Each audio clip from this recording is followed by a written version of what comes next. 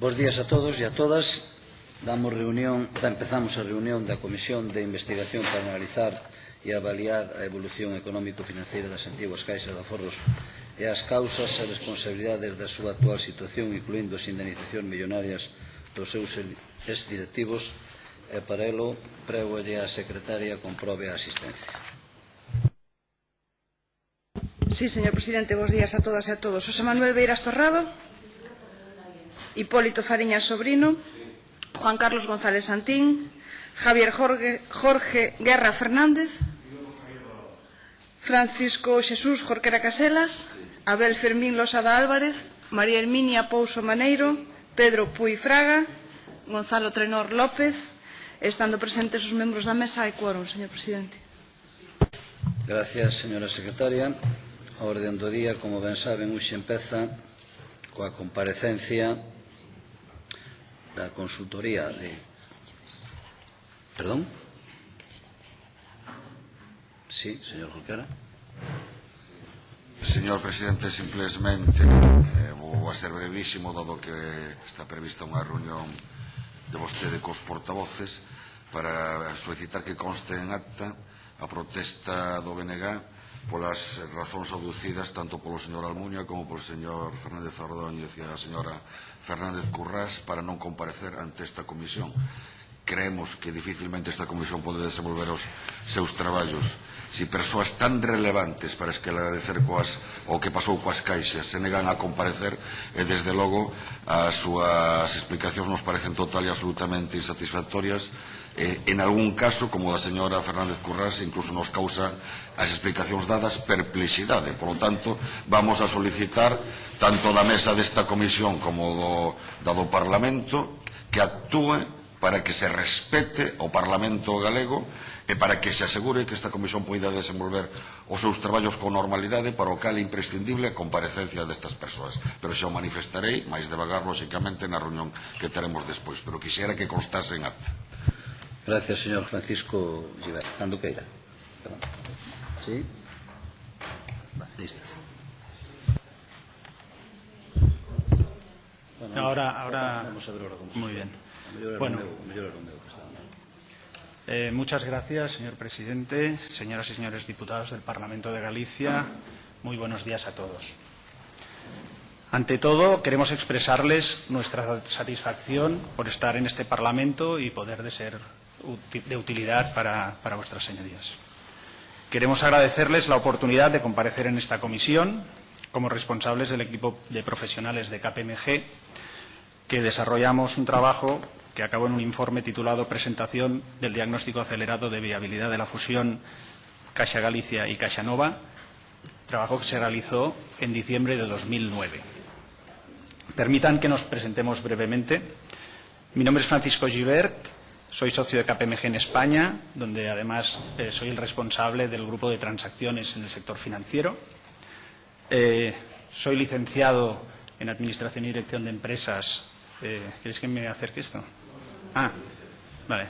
Soy licenciado en Administración y Dirección de Empresas y MBA por ESADE y dispongo de una experiencia de 25 años en el ámbito de la auditoría y el asesoramiento en operaciones corporativas en el sector financiero para las principales entidades financieras.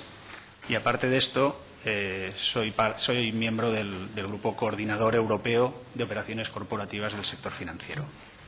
Me acompaña Carlos Trevijano, que se presenta él también directamente. Buenos días, señor presidente, señoras y señores diputados. Mi nombre es Carlos Trevijano, soy socio del sector financiero en KPMG, donde lidero el Grupo de Estrategia y Operaciones. Soy licenciado en Ciencias Económicas y Empresariales por la Universidad Pública Vasca y soy máster en Dirección de Empresas por el IES. Tengo una experiencia de 18 años en el ámbito de la consultoría estratégica, operaciones corporativas y en el de mejora de las operaciones para entidades nacionales e internacionales. Muy bien. Somos conscientes del debate que ha suscitado nuestro proyecto, nuestro informe. Por nuestra parte, hasta hoy no hemos realizado ningún comentario por imperativo de confidencialidad debida en todos nuestros trabajos de cara a los clientes y a las empresas sobre las cuales hacemos los proyectos. Hoy agradecemos la oportunidad de comparecer en esta comisión para proporcionarles con total transparencia cualquier aclaración o duda que tengan al respecto de nuestro informe. Nuestro trabajo se realizó siguiendo una metodología seria y rigurosa, especialmente diseñada por nuestra firma para este tipo de proyectos, y se llevó a cabo por parte de un amplio equipo de profesionales, todos ellos con experiencia previa en trabajos similares al que estamos comentando, que trabajaron durante un corto periodo de tiempo con una extraordinaria intensidad para conseguir cumplir con los plazos establecidos, como luego les explicaremos. También es importante señalar que nuestro trabajo se realizó en 2009 y, por tanto, se trabajó con datos de aquellas fechas, algunos relevantes y que han cambiado de modo significativo, como eran las previsiones macroeconómicas por aquel entonces, que, como todos sabemos, pues posteriormente se ha demostrado que no preveían adecuadamente cómo se comportaría el futuro.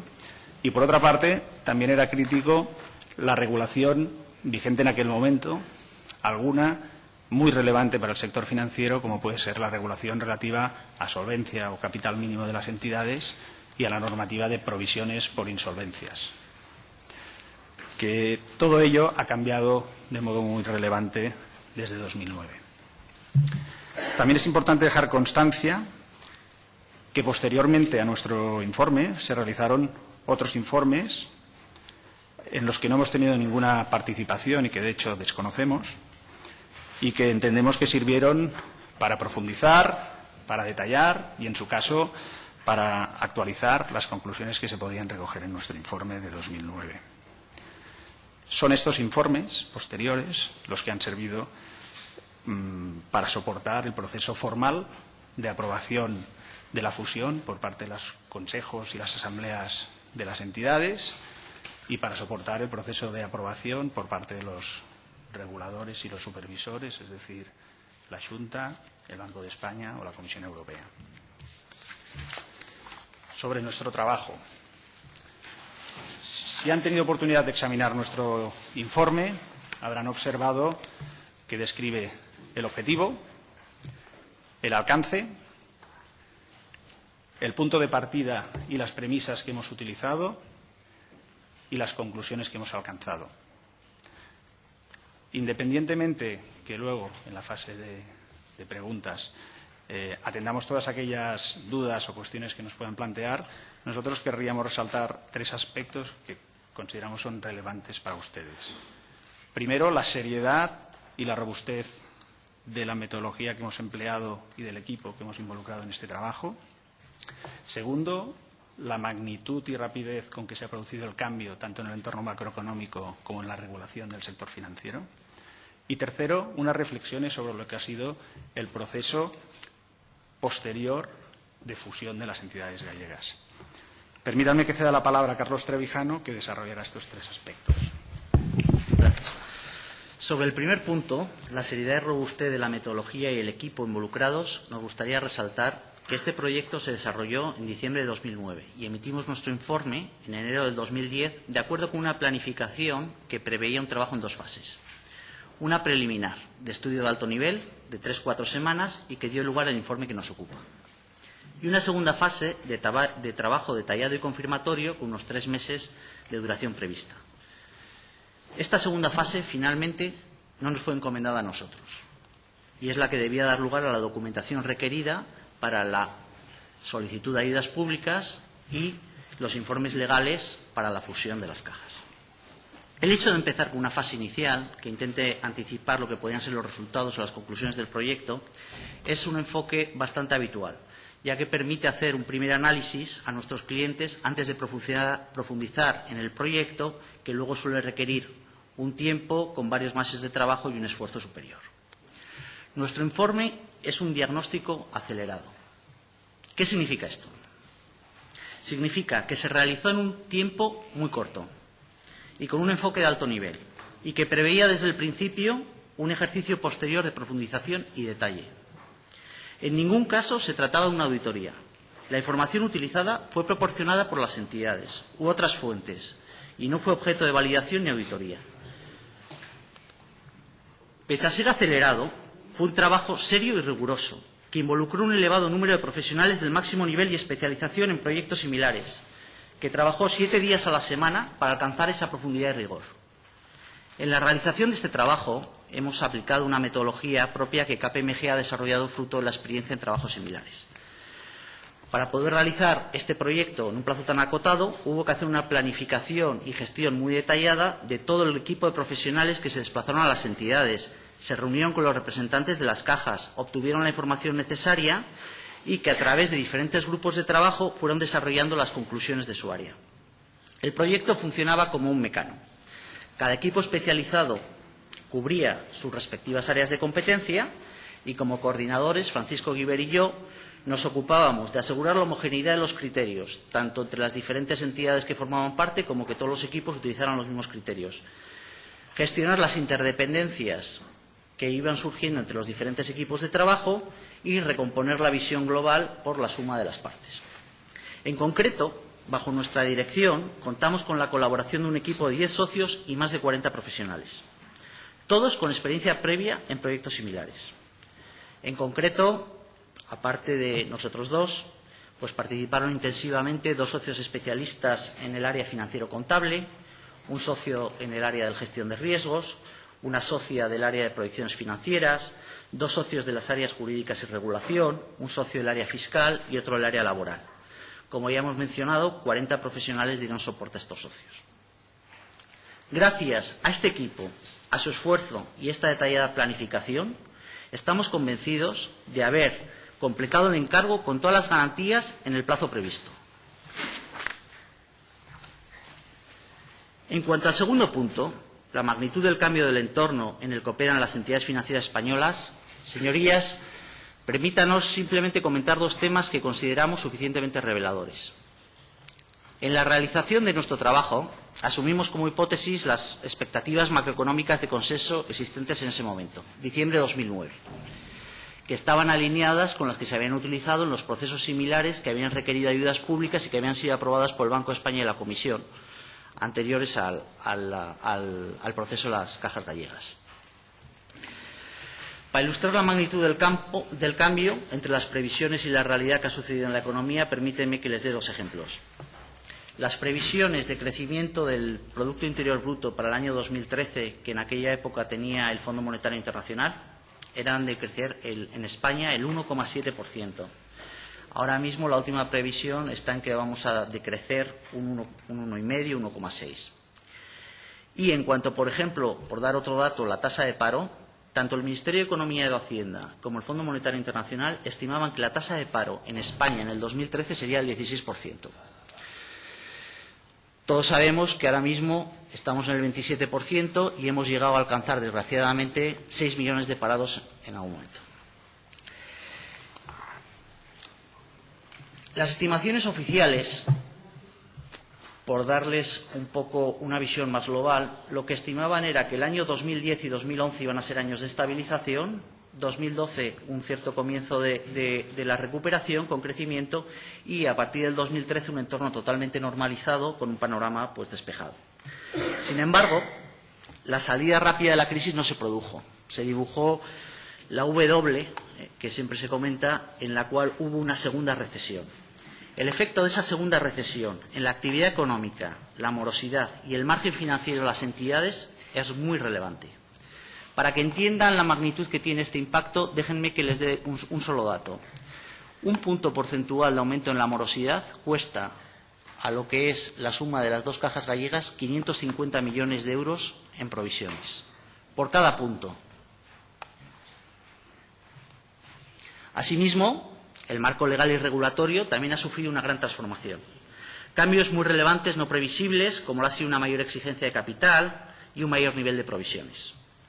En concreto, las exigencias de capital y, por tanto, los requisitos exigidos para la viabilidad de las entidades han aumentado de modo muy relevante.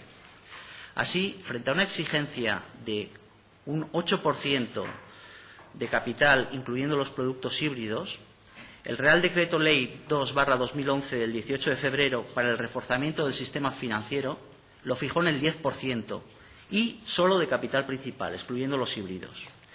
En el caso de las cajas gallegas, el efecto exclusivo de este cambio supone una necesidad adicional de capital de 2.500 millones aproximadamente. Esta cifra, además, ha de entenderse sin considerar ninguno de los ajustes adicionales que estaban previstos en nuestro trabajo. Además, el cambio en la normativa contable de provisiones en 2012 supuso en las entidades gallegas un impacto aproximado de otros 2.700 millones, importe a añadir al déficit de capital mencionado anteriormente. Por tanto, las entidades hubieran requerido 5.200 millones de euros adicionales solo por el efecto del cambio en la regulación. Como tercer y último punto, señalar que posteriormente a nuestra intervención se han realizado distintos trabajos y estudios por otras firmas e internamente por las propias entidades, algunos voluntarios y otros exigidos por la normativa aplicable, que se corresponden con lo que pretendía ser la fase 2 de nuestro proyecto. Nos estamos refiriendo a las due diligence cruzadas realizadas por los autores de las cajas o el trabajo del experto independiente sobre el proyecto de fusión, que requería el texto refundido de leyes de las cajas de ahorro de Galicia, que exige la justificación económica del proyecto de fusión, la organización resultante, el programa estratégico de la nueva entidad y las posibles consecuencias de la fusión sobre el empleo. Nosotros entendemos que todos estos trabajos adicionales habrán profundizado y actualizado los asuntos que nosotros analizamos y que han permitido el proceso formal que ha llevado a la fusión de las dos entidades, que ha tenido las preceptivas autorizaciones por parte de los consejos y asambleas, tanto de CaixaNova como de Caixa Galicia, las autorizaciones del Banco de España, la Xunta y la Comisión Europea. Ha conseguido la obtención de las ayudas públicas y la ejecución del plan de integración. Tras todo este proceso, creemos que es útil citar literalmente la frase del texto de la aprobación emitida por la Comisión Europea a la fusión de las cajas gallegas. El 29 de junio de 2010, la Comisión informó a las autoridades españolas que consideraba que se cumplían los requerimientos establecidos por el FROP para la recapitalización de Nova Caixa Galicia mediante una inyección de capital a través de la emisión de capital preferente convertible a suscribir por el propio FROP, concluyendo que, en base a la evaluación realizada por el Banco de España, la entidad resultante de la fusión era fundamentalmente adecuada y su plan de integración viable, por lo que no requería una reestructuración. En junio de 2013 parece claro que todo ha evolucionado de forma distinta a la que se esperaba entonces. Cedo de nuevo la palabra a mi compañero Francisco Guiber. Muy bien. Acabado nuestro trabajo y como habrán podido observar al analizar nuestro informe, concluimos sobre la viabilidad del proyecto. Nuestra conclusión se basaba en una metodología, como hemos mencionado, que está detallada en el propio informe y que les detallo sucintamente, que básicamente consistía en, primero, un análisis de la situación de partida de las entidades para entender su negocio, su potencial, sus puntos fuertes, sus puntos débiles.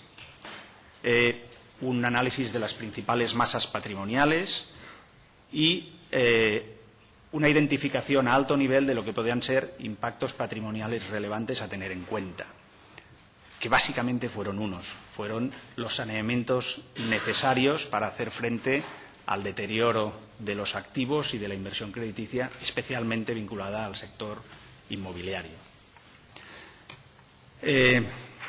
Tras esta análisis de la situación de partida, identificando pues esos impactos patrimoniales que se tenían en cuenta como punto de partida en nuestro trabajo, hicimos una modelización de los estados financieros y preparamos unas proyecciones financieras, como hemos dicho, basándonos en las previsiones macroeconómicas de los organismos oficiales que estaban vigentes en aquel momento, en 2009.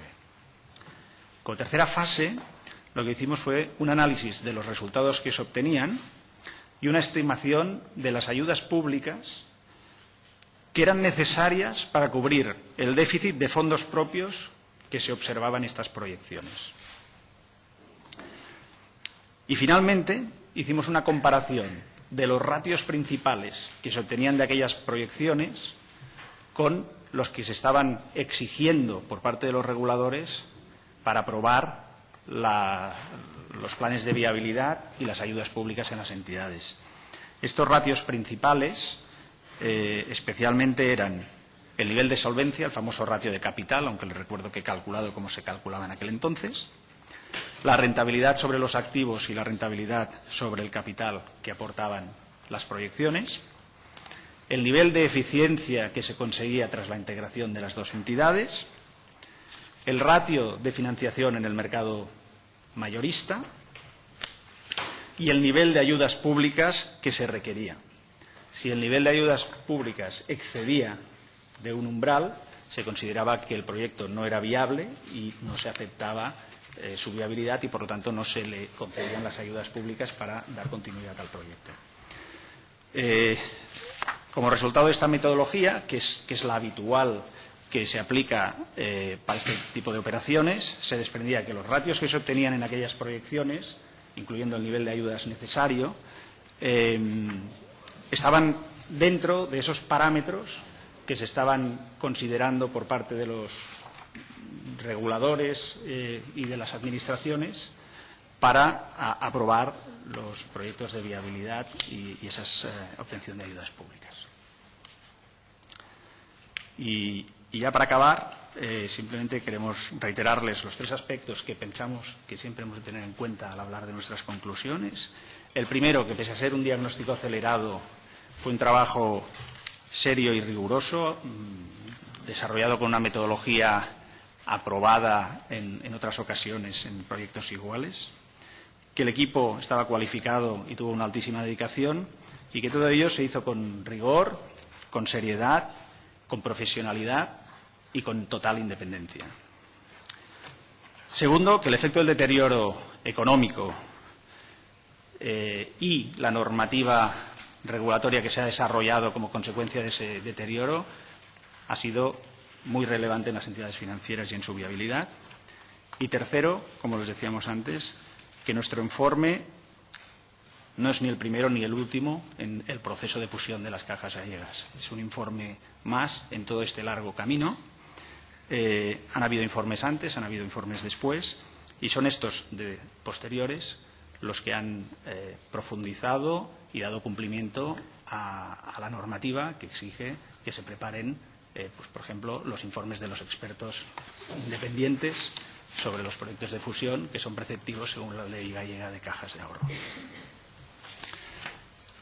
Señorías, esperamos que esta primera intervención les haya aclarado el alcance, el contexto y las bases de nuestro diagnóstico y quedamos a su disposición para atender todas aquellas dudas o cuestiones que consideren pertinentes. Muchas gracias.